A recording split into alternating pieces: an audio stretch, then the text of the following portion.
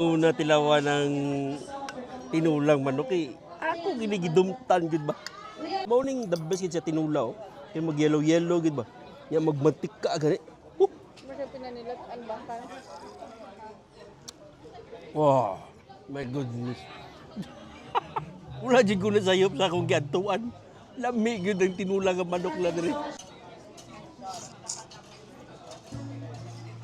Kani nga tinulang nga manok murag na ako sa probinsya feels. So well abot. Napay nagkanta ni mo diya sa sulod.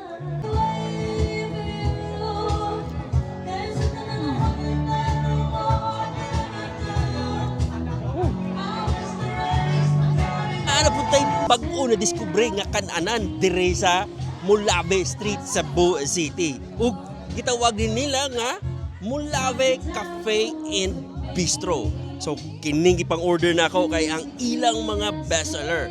So magsugod ta dire sa ilahang tinula nga manok nga piso kayog sabaw, ug daghan kayog hiniwa nga gibutang, ug lamas, ug ang ilang mga utang gipangbutang mga kamidyas.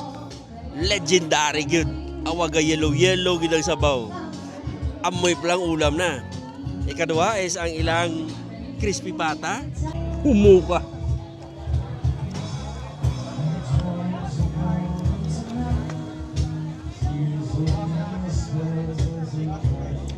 Wow.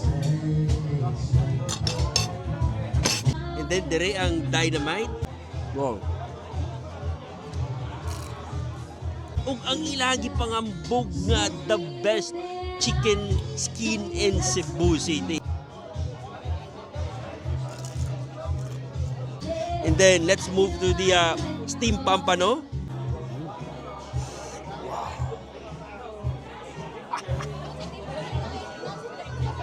And dire is ang legendary nga sisig.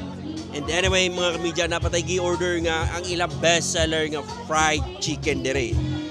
They have a wide selection of food good mga kamidya. O kaning lugar is hamugaway o relaxing kayo. Kung mao ninyo gipangita, well, Mulave Cafe and Bistro located din sa Mulave Street, Barangay Kaputaw, Cebu City. Open sila every day from 4 p.m. hangtod 12 midnight. That is from Sunday to Thursday.